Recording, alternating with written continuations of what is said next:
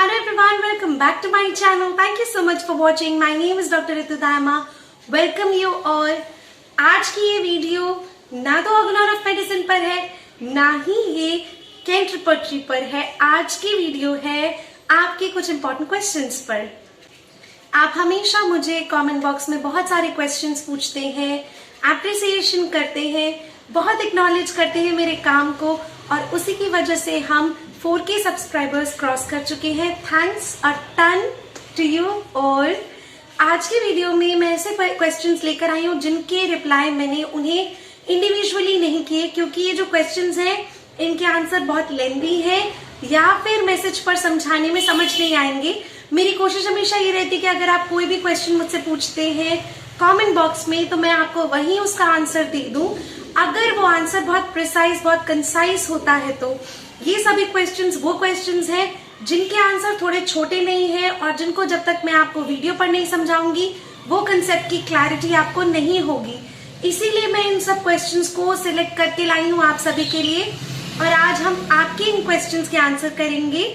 जिन भी लोगों ने मुझे क्वेश्चन पूछे हैं उनके नाम भी मैं साथ में लेने वाली हूँ, और आप सबको बहुत सारा थैंक यू कि आपने क्वेश्चंस पूछे और साथ ही साथ आप मेरे वीडियो को देखते हैं, पसंद करते हैं, लाइक करते हैं। आज की वीडियो भी अगर आपको हमेशा की तरह पसंद आती है तो please hit the like button and don't forget to please subscribe my channel if you haven't subscribed it till yet.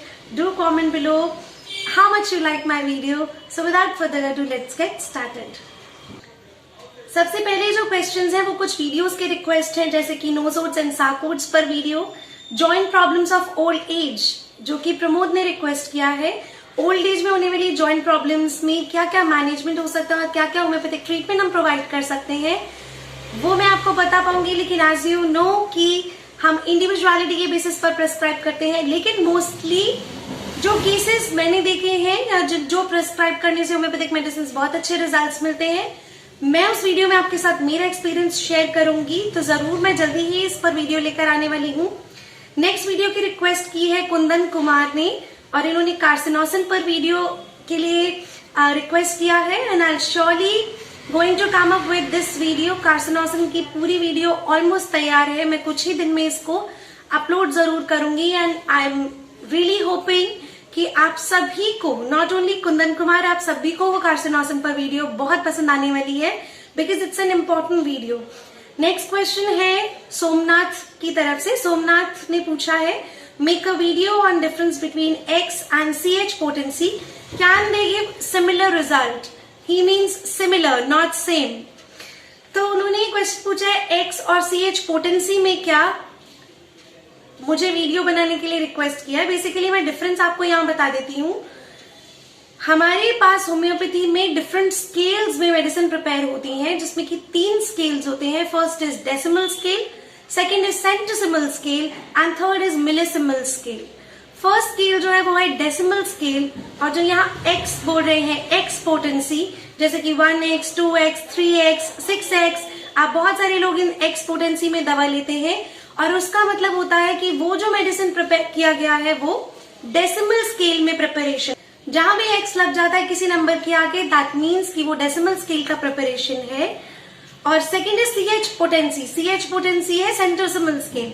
सेंटिसिमल scale जैसे कि आप 6C, 12C, 30C, 200C, ये सब जो बातें करते हैं, 8C, ठीक है, 50C, 90C, ये जो C का प्रिपरेशन है वो है सेंटिसिमल स्केल प्रिपरेशन।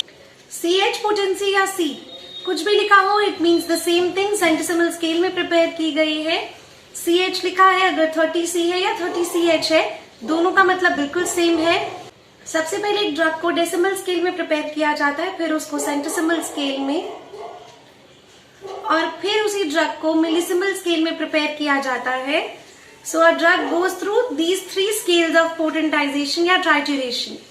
तो ये जो ट्राइट्यूरेशन है वो 1x का ट्राइट्यूरेशन कहलाता है, और जब C potency that mean centesimal scale पे जाती है, मिलीसिमल स्केल पे जाती है, तो हम उसको पोटेंटाइजेशन या ड्रग डायनामाइजेशन कहते हैं।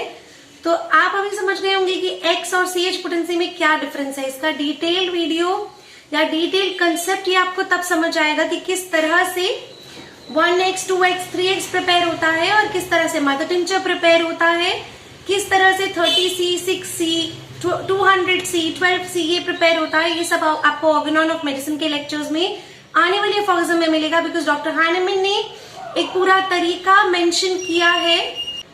डॉक्टर हानेमैन ने इसका पूरा लिस्ट किया है अच्छे से कि आप कौन सी ड्रग को कैसे प्रिपेयर कर सकते हैं, आप डेसिमल स्केल कैसे प्रिपेयर करेंगे, सेंटिसिमल स्केल में कैसे प्रिपेयर करेंगे और मेडिसिन को मिलीसिमल स्केल में कैसे प्रिपेयर करेंगे। ये सभी चीजें ऑर्गेनॉन ऑफ मेडिसिन के आने वाले फॉर्म्स में है, तो इसका एक सेपरेट वीडियो मुझे बनाने की जरूरत नहीं है। डॉक्टर हानेमैन के वर्ड बाय वर्ड जो उन्होंने हमें समझाया सिखाया है वही सभी चीजें फार्मेसी में भी है, तो हम उसी को ऑर्गेनॉन ऑफ मेडिसिन के आने वाले फॉर्म्स में पढ़ लेंगे। सेकंड इनका क्वेश्चन है, इसी क्वेश्चन का सेकंड पार्ट है, can they give similar results? हाँ, अगर आप पूछ रहे हैं सेम रिजल्ट्स की नहीं सिमिलर रिजल्ट्स की बात करें तो yes they give similar result. They can give, कुछ मेडिसिन जो है वो मदर टिंचर में बहुत अच्छे रिजल्ट्स देती हैं, बस हम अच्छे या ज्यादा अच्छा रिजल्ट या थोड़ा कम अच्छा रिजल्ट का तुलना कर सकते हैं, पर दे गिव सिमिलर रिजल्ट्स दोनों स्केल में। लेकिन अगर हम कहें कोई एक ड्रग है जो 30C या सेंटिसिमल स्केल में बहुत अच्छा काम करेगी एक इंडिविजुअल में, तो हो सकता है कोई ऐसा ड्रग हो जो किसी और इंडिविजुअल में X potency that means decimal scale में बहुत अच्छा काम करेगी। They can give similar result. अगर एक ही इंडिविजुअल को आप डेसिमल स्केल की पोटेंसी दे रहे हैं और आप सोच रहे हैं सेंटिसिमल स्केल की पोटेंसी देनी चाहिए, तो क्या आप सेंटिसिमल स्केल की पोटेंसी देंगे तो आपको वही वाला रिजल्ट मिलेगा, वही वाला रिजल्ट मिलेगा ये एक्सपेक्ट करते हैं, तो हो सकता है और अच्छा रिजल्ट मिल जाए। And to be very honest, ऐसा भी हो सकता है कि इंडिविजुअल की ससेप्टेबिलिटी को वो सूट ना करे और उसमें प्रूविंग हो जाए, यू नेवर नो। इसीलिए हमें हर एक स्केल का पोटेंसी सिलेक्शन जो है वो उस इंडिविजुअल की ससेप्टेबिलिटी को देखकर देना पड़ता है। They can give similar result, but क्या ऐसे भी हो सकता है कि कई ऐसी पोटेंसीज हैं जो प्रूविंग भी कर दे, हो सकता है वो लोअर ट्राइटेरेशंस में अच्छा काम करती हो, वो हायर आप नहीं दे सकते। बहुत सारी ऐसी ड्रग्स हैं, माइंड इट, बहुत सारी ऐसी ड्रग्स हैं जिनको आप मदर टिंचर्स में लोअर ट्राइटेरेशंस में कभी नहीं दे सकते। There is a strict rule of not prescribing those drugs in lower triturations, बिल्कुल नहीं दे सकते। तो इसीलिए हमें हमेशा at the end of any drug हमें उसका डोसेज रेफरेंस जरूर पढ़ना चाहिए। हम अपनी तरफ से कोई भी पोटेंसी लेकर उसे नहीं दे सकते, because it can harm an individual. So ये थोड़ा सा इसका जिस्ट है, पर बाकी धीरे धीरे आगे आप जैसे वीडियो से कनेक्टेड रहेंगे तो आपको इन स्केल्स की प्लस आप कौन सी ड्रग को किस स्केल में प्रिस्क्राइब कर सकेंगे, सभी चीजें मैं आपको धीरे धीरे बताने वाली हूँ। Next question is by Shalini Nigam और वो पूछती है माइज्म और डायथेसिस में क्या डिफरेंस है। So it's a very interesting question, Shalini, and it's a very deep in question, good question. Miasm and diathesis में डिफरेंस अगर हम उसके डेफिनेशन को पढ़ते हैं या हम उसको सिर्फ कंसेप्ट वाइज समझते हैं तो हमें ऐसा लगेगा कि डायथेसिस और माइज्म एक ही चीज है। अगर मैं भी आपको सिर्फ डेफिनेशन वाइज समझाती हूं तो आपको लगेगा माइज्म और डायथेसिस में क्या डिफरेंस है। Both are talking about the predispositions. अगर हम डायथेसिस वर्ड पर जाते हैं तो डायथेसिस मतलब होता है प्रीडिस्पोज करना एक कोई भी डिजीज की तरफ। एक इंडिविजुअल है जिसका प्रीडिस्पोजिशन है। प्रीडिस्पोजिशन का मतलब क्या होता है? प्रीडिस्पोजिशन का मतलब होता है एक ऐसी कंडीशन जहां एक व्यक्ति एक मेडिकल कंडीशन के लिए प्रोन टू हो जाता है। एक मेडिकल कंडीशन उसको डेवलप करना, सफर करने की एक टेंडेंसी हो जाती है या उसकी प्रवृत्ति बन जाती है कि वो अगर इस डायथेसिस का है तो वो उसको ये बीमारी या वो एक मेडिकल कंडीशन इनको होने के चांसेस हैं। प्रीडिस्पोजिशन मतलब उसकी प्रवृत्ति डेवलप हो जाती है कि वो एक मेडिकल कंडीशन के लिए प्रोन हो गया, उसको होने के चांसेस बढ़ गए। या डायथेसिस का मतलब मैं कहूं तो इनहेरिटेड या एक्वायर्ड प्रॉब्लम्स हैं। ऐसी इनहेरिटेड जो हम अपने फोरफादर से लिए हैं या एक्वायर्ड है जो हम में ही डेवलप हो रही हैं, बाय वन और द अदर वे हमारे अंदर डेवलप हो रही है या हमारे फोरफादर्स से हमने लिया है, इनहेरिटेड एंड एक्वायर्ड प्रॉब्लम्स जो हमें एक मेडिकल कंडीशन की तरफ प्री डिस्पोज कर देती है। तो इसमें से जो इंपॉर्टेंट पॉइंट डिफरेंस समझने के लिए हमें उठाना है वो है inherited and acquired. Diathesis inherited भी हो सकता है, एक्वायर्ड भी हो सकता है, और ये आपको एक मेडिकल कंडीशन की तरफ प्री डिस्पोज करता है। आई होप इतना क्लियर हो गया होगा। डायथिसिस आप ये वर्ड बहुत बार मटीरिया मेडिका की बुक्स में पढ़ेंगे। Uric acid diathesis, lithic diathesis, lymphatic diathesis, scrofulous diathesis, tubercular diathesis and much more, बहुत सारे। तो ये डायथिसिस वर्ड आप हमेशा पढ़ते आ रहे हैं। अब हम माइजम के बारे में बात करते हैं। माइजम क्या है? माइजम हम एक पोल्यूटेंट समझते हैं या माइजम हम एक ऐसा कंडीशन समझते, वो इनहेरिटेड है। माइजम इनहेरिटेड प्री डिस्पोजिशंस को माइजम कहते हैं। जो भी एक मेडिकल कंडीशन की तरफ आपको प्री डिस्पोज कर रहा है वो इनहेरिटेड है, तो वो माइजम है। डायथिसिस क्या है? इनहेरिटेड, एक्वायर्ड, कुछ भी हो सकता है। हमने लिथिक डायथिसिस पढ़ा पर हमने कभी लिथिक माइजम नहीं पढ़ा, ये टर्म ही नहीं सुना, ये टर्म है भी नहीं। हमने यूरिक एसिड डायथिसिस पढ़ा पर यूरिक एसिड माइजम तो नहीं पढ़ा। हमने स्क्रोफिलिस डायथिसिस वर्ड पढ़ा पर हमने स्क्रोफिलिस माइजम तो नहीं पढ़ा। तो हमने जैसे कि सुना है यूरिक एसिड डायथिसिस होता है, उसका मतलब क्या है? यूरिक एसिड के मेटाबॉलिज्म में कोई भी परेशानी आना जिससे कि वो प्री डिस्पोज करता है आपको एक मेडिकल कंडीशन के लिए। अब वो यूरिक एसिड डायथिसिस जो है वो आपको इनहेरिटेड नहीं मिलता। हो सकता है वो इनहेरिटेड आपकी फैमिली में ही सबका यूरिक एसिड बढ़ा रहा हो और आपका भी बढ़ रहा है, लेकिन एक इंडिविजुअल प्रॉब्लम भी हो सकती है कि आपकी फैमिली में फोरफादर्स में किसी को कभी रहा ही नहीं यूरिक एसिड का कोई इशू, पर आपकी बॉडी में यूरिक एसिड का मेटाबॉलिज्म डिफिकल्टी से हो रहा है और उसकी वजह से यूरिक एसिड बढ़ रहा है या घट रहा है, तो वो आपको एक मेडिकल कंडीशन की तरफ ले जाता है and this is what is called uric acid diathesis. Similarly we see lymphatic diathesis जिसमें कि लिम्फेटिक सिस्टम इन्वॉल्व होता है। वी सी हेमोरेजिक डायथिसिस जिसमें ब्लीडिंग टेंडेंसीज या फिर ब्लीडिंग डिसऑर्डर्स होने लगते हैं बॉडी में। और लिथिक डायथिसिस होता है। लिथिक डायथिसिस में क्या होता है? बेसिकली लिथिक डायथिसिस जहां पर आपकी बॉडी अननेसेसरी स्टोन फॉर्मेशन करने लगती है और आपको यहाँ वहां your body become predispose to the formation of stones, चाहे वो गॉल ब्लैडर स्टोन्स हो, चाहे वो किडनी स्टोन्स हो, या कहीं भी बॉडी में कैल्सिफिकेशन हो रही है, तो वो लिथिक डायथिसिस में आता है। अब जैसे आपने बात की कि ट्यूबरकुलर डायथिसिस भी सुना है और ट्यूबरकुलर माइजम भी, so what's the main difference in between? Tubercular diathesis जैसे हम वर्ड कह रहे हैं कि इनहेरिटेड और एक्वायर्ड हो सकता है, तो ट्यूबरकुलर डायथिसिस मतलब ट्यूबरकुलोसिस जो आपको वो प्री डिस्पोज कर रहा है टू माइकोबैक्टीरियम ट्यूबरकुलाई, वो आपको प्री डिस्पोज कर रहा है टू ट्यूबरकुलोसिस।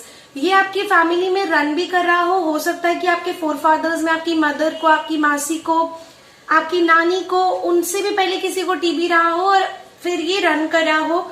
ऐसा भी हो सकता है कि आज तक किसी को टीबी नहीं हुआ हो because it's an infection, it's an infectious disease by mycobacterium tuberculosis, और सिर्फ आपको हुआ है पहली बार, तो ये ट्यूबरकुलर डायथिसिस हो गया। That means your body is predispose to tuberculosis. तो tubercular miasm is entirely different. Tubercular miasm क्या है? Tuberculosis is itself not inherited. कभी भी आपने नहीं सुना होगा कि ट्यूबरकुलोसिस किसी ने इनहेरिट कर लिया। Tuberculosis is not a disease which is inherited, लेकिन tubercular miasm is something which is inherited, जो आप इनहेरिट कर सकते हैं। वो आपको प्री डिस्पोजिशन क्रिएट करता है टुवर्ड्स ट्यूबरकुलोसिस या फिर symptoms related to the respiratory tract. So this is basically the difference between inheritance and acquired conditions, और यही डायथिसिस और माइजम के डिफरेंस का मेन फाउंडेशन बनता है। आई होप मैंने शालिनी निगम जी का एक क्वेश्चन का आंसर क्लियर किया होगा। If you still have certain doubts you can ask me in the comment box once again. Then next question is by Umesh Kumar Chaurasia and he says best book of Materia Medica for clinical knowledge. Clinical knowledge के लिए best book of Materia Medica बहुत सारी है, लेकिन सबसे ज्यादा top most जो मानी जाती है गुड रीड और जिससे आपको बहुत कुछ सीखने मिलता है, वो कॉमन बुक है by William boric, materia Medica by William boric. Now you will say कि विलियम बोरिक एक क्लिनिकल मटीरिया मेडिका नहीं है, लेकिन मेरे पॉइंट ऑफ व्यू से मैं आपसे शेयर करना चाहूंगी कि जिनको भी जो भी एलन की नोट्स के साथ साथ विलियम बोरिक मटीरिया मेडिका पढ़ते हैं, उनकी क्लिनिकल नॉलेज भी बहुत एनहांस होती है। क्योंकि अगर आप देखें तो लेमन लैंग्वेज या लेमन सेंटेंसेस के साथ साथ पेशेंट जो आपको बोलता है, उन सेंटेंसेस के साथ साथ आप पाएंगे कि बोरिक मटीरिया मेडिका में आपको बहुत सारे मेडिकल टर्मिनोलॉजी मिलते हैं। आप जब बोरिक की रिपोर्टरी लेते हैं तो विलियम बोरिक रिपोर्टरी में आपको जो भी प्रॉब्लम्स है वो कभी लेमन वर्ड्स में नहीं मिलेगी, आपको डिजीज कंडीशन के हिसाब से मिलेगी। आप उसके इंडेक्स में जाएंगे तो भी आप कोई भी प्रॉब्लम के लिए मेडिसिन सर्च करना चाहते हैं तो आपको उस डिजीज का नाम पता होना चाहिए। So from my point of view, first is William boric by William boric materia Medica, and second most is the clinical materia medica by Farrington. You can get this book easily. It's easily available everywhere on every platform, and it is such a wonderful book. Clinical अगर सीखना है, clinical materia Medica किसी को भी सीखनी है तो सबसे पहला एडवाइस फैरिंगटन पढ़ना एक बेस फाउंडेशन है, जरूर पढ़िएगा, बहुत अच्छी बुक है। Next question is by Anamika Mathani. Anamika ji हमसे पूछ रही है on what symptom we can prescribe chronic medicine. किन सिम्टम्स के बेसिस पर हम क्रॉनिक मेडिसिन प्रेस्क्राइब कर सकते हैं। क्रॉनिक मेडिसिन प्रेस्क्राइब करने के लिए आपको सिम्टम्स की, मैं कहूं तो जो भी सिम्टम्स हैं अगर वो बहुत लंबे समय से हैं वो उनमें आप क्रॉनिक मेडिसिन दीजिए। मैं जितना इस क्वेश्चन को समझ पा रही हूँ मैं उसके हिसाब से आपको जवाब दूंगी, लेकिन अगर आप कुछ और पूछना चाह रही थी और मैं उस क्वेश्चन को नहीं समझ पा रही हूँ अनामिका जी, तो प्लीज आप अपने क्वेश्चन को फिर से एक बार क्लियरली मुझे कमेंट बॉक्स में लिख दीजिएगा। Symptom we can prescribe, on what symptoms we can prescribe chronic medicine. तो जो भी सिम्टम्स हमारे मटीरिया मेडिका में गिवन है और एक इंडिविजुअल में आपको मिलते हैं, बहुत लंबे समय से चलते आ रहे हैं, तो उन्हीं सिम्टम्स के बेसिस पर आप क्रॉनिक मेडिसिन दे सकते हैं। If in chronic case we can prescribe medicine on physical and particular, yes you have to। आपको फिजिकल जनरल्स, पर्टिकुलर जनरल्स, ये सब की नीड ही क्रॉनिक केसेस में। एक्यूट केसेस में हम इतनी लंबी केस टेकिंग नहीं कर पाते, कई बार कर भी लेते हैं, because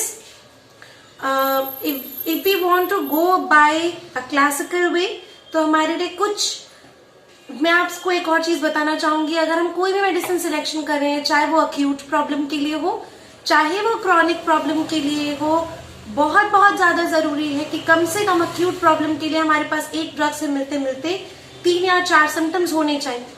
what I am trying to say is, अगर आप अक्यूट मेडिसिन दे रहे हैं, फॉर एन एग्जाम्पल जुकाम के लिए दे रहे हैं या सर दर्द के लिए दे रहे हैं, या अचानक से किसी को ब्रेथलेसनेस हो रहा है, अक्यूट अटैक्स होते हैं ब्रेथलेसनेस के, आप उसके लिए एक दवा दे रहे हैं, तो आपके पास जरूर कम से कम 3 से 4 सिम्टम्स मैच करने जरूरी है। If you want to give a medicine on classical basis, आपके पास कम से कम 3 सिम्टम्स हो जिसके बेसिस पर आप वो अक्यूट मेडिसिन प्रेस्क्राइब करें।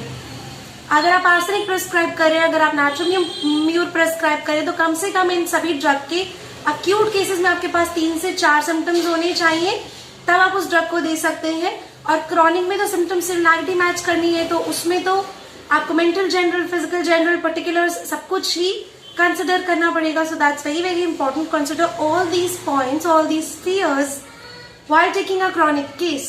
Next question is by Gagan enterprise. ये पूछ रहे हैं क्या एक ही पर्सन में सभी माइज्म हो सकते हैं। तो क्या एक ही पर्सन में सभी माइज्म हो सकते हैं, इसके 2 आंसर्स हो सकते हैं। एक ही पर्सन में सारे माइज्म ऐसा भी हो सकता है कि सबसे नीचे कोई माइज्म हो, फिर कवरिंग कोई और माइज्म आ गया हो, फिर कवरिंग कोई और माइज्म आ गया हो।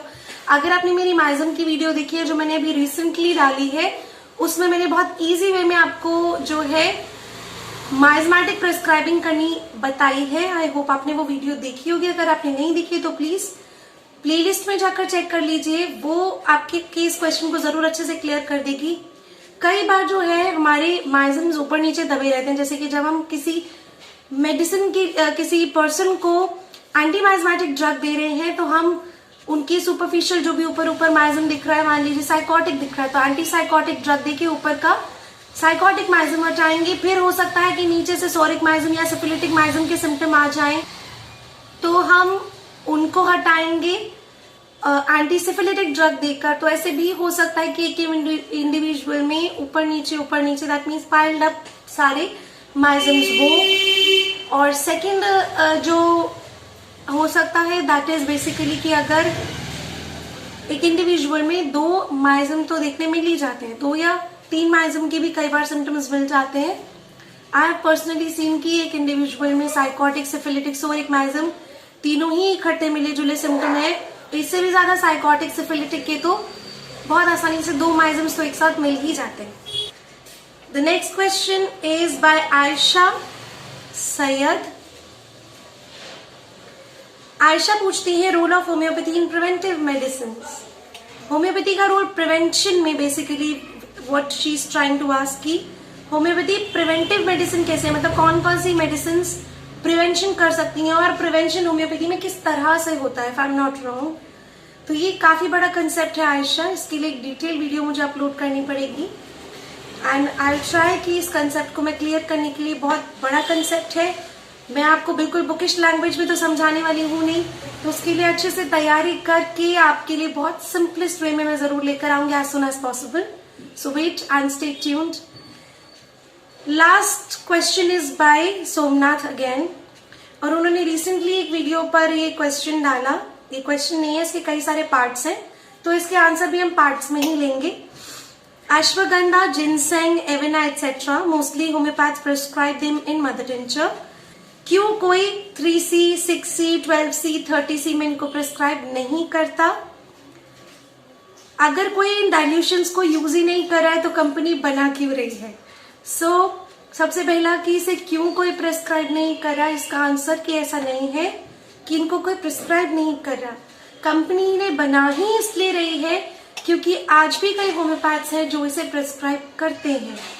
अगर इसको प्रिस्क्राइब नहीं करते और ये मार्केट में आकर भी नहीं बाहर जाता, डिस्पेंस नहीं होता, परचेज नहीं किया जाता, तो कंपनी अपना नुकसान नहीं करेगी। इनका क्वेश्चन का सेकंड पार्ट बहुत इंटरेस्टिंग है, क्यों होम्योपैथ्स इसको डाइल्यूशन में रेकमेंड नहीं करते। कुछ होम्योपैथ्स जो है इनको डाइल्यूशंस में यूज नहीं करते, मतलब कहते हैं कि इनको केस टू केस डाइल्यूशंस में यूज किया जाता है, कि इनको जब ऐसा केस होगा तो इन्हीं मेडिसिन को लाइक अश्वगंधा, जिनसेंग, एवेना ये सबको डाइल्यूशंस में यूज किया जाएगा। लेकिन उन्होंने कभी एटलीस्ट यूट्यूब पे उन्होंने कभी किसी होम्योपैथ को डाइल्यूशन में से रेकमेंड करते नहीं देखा। A simplest answer to this Somnath ji, इसका बहुत सिंपल आंसर ये मैं आपको दे सकती हूँ कि पहली चीज ये डिपेंड करता है होम्योपैथिक प्रैक्टिस पे, उस होम्योपैथ पे जो मेडिसिन प्रिस्क्राइब कर रहे हैं। सेकेंड इम्पॉर्टेंट चीज, यूट्यूब जैसे प्लेटफॉर्म पे जो भी मेडिसिन बताते हैं, जो भी डॉक्टर्स मेडिसिन शेयर करते हैं आपके लिए, सर दर्द के लिए, इसके लिए, उसके लिए, kidney stones and various other medical conditions, वो आपको मदर टिंचर्स इसलिए एडवाइज करते हैं या इसलिए वो डाइल्यूशंस एडवाइज नहीं करते because they don't know you as a person, वो आपको एज अ इंडिविजुअल नहीं जानते, इसलिए वो आपको मदर टिंचर द सेफेस्ट, उस मेडिसिन का जो सेफेस्ट डोज किताब में लिख दिया गया है, वो सेफेस्ट डोज को उठाकर आपको बता देते हैं। पर अगर आप देखें जैसे आप इंडियन होम्योपैथिक ड्रग्स का, आई होप आपने मेरी पूरी सीरीज देखी होगी जिसमें इंडियन होम्योपैथिक ड्रग्स के बारे में हमने बात किया था, और उन सभी ड्रग्स में आपने देखा होगा जब मैंने पोटेंसी ऑफ चॉइस बताया था तो मदर टिंचर के साथ साथ कई बार उन्होंने जो भी उनके ड्रग प्रूवर है उन्होंने ट्राइचुरेशंस भी बताए, 3x, 6x, कई बार उन्होंने 6C, 12C भी एडवाइस किए, और ये डिपेंड करता है डॉक्टर पर कि वो देना चाहता है कि नहीं। सेफेस्ट वो इसलिए चलते हैं on YouTube because they don't know you personally, और बहुत बार मैंने ये भी देखा है कि किसी तरह का रिस्क नहीं लेना चाहते या एक्सपेरिमेंटेशन नहीं करना चाहते, तो वो वही चीज फॉलो करते आ रहे हैं। मैं आपकी बात से डिसएग्री नहीं करूंगी क्योंकि आपने यही चीज मुझसे पूछी भी है कि क्या वो मदर टिंचर्स को प्रमोट करते हैं या फिर वो सिर्फ अपने सीनियर्स को फॉलो कर रहे हैं, तो मैं इससे डिसएग्री नहीं करूंगी। बहुत सारे ऐसे डॉक्टर्स हैं जो अपने सीनियर्स को फॉलो कर रहे होते हैं और वो बहुत सेफेस्ट चलते हैं कि जिनसे उनके सीनियर्स को रिजल्ट मिले या जो भी उन्होंने किताबों में पढ़ा वो वही आपके साथ शेयर करेंगे और वो सेकंड, थर्ड, फोर्थ, फिफ्थ हर एक इंडिविजुअल को वही देना पसंद करेंगे जिससे कि उनके पेशेंट को कोई प्रॉब्लम ना आए और उनके पेशेंट का उनके ऊपर से कॉन्फिडेंस ना जाए। और they don't want to experiment something new. Yes, you can say some doctors they don't want to experiment something new. लेकिन मैं ये नहीं कहूंगी कि सभी ऐसे हैं। बहुत सारे डॉक्टर्स जो है वो इन्हीं ड्रग्स को डाइल्यूशंस में भी देते हैं, इंक्लूडिंग मी। मैं मदर टिंचर्स में नहीं ज्यादा देती हूँ, डिपेंडिंग डाइल्यूशंस में देती हूँ 6C 12C तक तो डेफिनेटली देती हूँ। एवेना 30C में भी दिया है। डिपेंड करता है, अगेन मैं वही बात कहूंगी, डिपेंड करता है आप कितना उस पेशेंट को पर्सनली जान पा रहे हैं और कितना आपके पास उनकी केस टेकिंग क्लियर है। तो ये सभी बातों का ध्यान करके आई कैन से कि जो आपका क्वेश्चन है, आपकी डाउट्स है, वो कहीं ना कहीं पार्शियली करेक्ट भी हो सकते हैं, बट आई कैन नॉट से कि सभी ऐसे हैं। कुछ होम्योपैथ्स, और प्रमोशन की बात नहीं है इसमें, do they want to promote mother tinctures, ऐसा कुछ नहीं है। मदर टिंचर्स प्रमोट करके उनको कोई बेनिफिट नहीं होने वाला। दे जस्ट वांट कि जिनको भी वो मेडिसिन बता रहे हैं या देखने वाले व्यूअर्स को 4000, 5000, 5 लाख जितने भी उनके व्यूअर्स हैं, उन सभी को अगर वो कोई प्रॉब्लम है और वो लेते हैं तो उनको कोई प्रॉब्लम ना हो। तो इसीलिए they are basically gaining your confidence, not losing it. और आई होप आपको ये चीज क्लियर होगी। एक और चीज मैं आपको बताना चाहूंगी सभी व्यूअर्स को कि मदर टिंचर्स जो है वेस्टर्न कंट्रीज में नहीं मिलते हैं। They are not available in western countries because they don't have mother tinctures. तो ऐसा कुछ नहीं है कि मदर टिंचर्स ही देना जरूरी है, ये होम्योपैथ्स के लिए है या जो भी फ्रेशर्स मेरे चैनल से जुड़े हुए हैं उनके लिए है, कि ऐसा कुछ नहीं है कि आप मदर टिंचर्स ही देंगे तभी आप किसी को ब्लैटा का मदर टिंचर दे रहे हैं तभी आराम मिलेगा, 6C का देंगे तो नहीं मिलेगा। लेकिन देने का तरीका चेंज हो जाता है, वो आपको सीखना पड़ेगा और आप जितना जितना अपनी स्किल से लर्न करते जाएंगे उतना ज्यादा आपके लिए अच्छा होगा। इस तरह के डाउट्स आपके जो व्यूअर्स हैं या आपके जो पेशेंट्स हैं उनके मन में नहीं आएंगे। So you should be very broad minded. आपको होम्योपैथी प्रैक्टिस करते वक्त बहुत ब्रॉड माइंडेड होने की जरूरत है। आपको अपने आप को बहुत एक कंसाइज करने की जरूरत है। एक ही जगह एक ही रिजीम फॉलो करना, एक ही तरह से प्रिस्क्राइब करना, इट्स नॉट नेसेसरी और ऐसा करना भी नहीं चाहिए। Homeopathy is a very vast subject. You should learn new things every day. आप नई नई चीजें, नया नया तरीका रोज सीख सकते हैं। I really hope all these questions are satisfactorily answered by me. अगर आपको ये वीडियो पसंद आए तो प्लीज इसे लाइक जरूर कर दीजिएगा, शेयर कर लीजिएगा इस वीडियो को अपने सभी रिलेटिव्स के साथ if they have certain queries like this. और प्लीज जुड़े रहिए मेरे चैनल के साथ। I am gonna come up with a new video very soon. Thank you for watching, take care.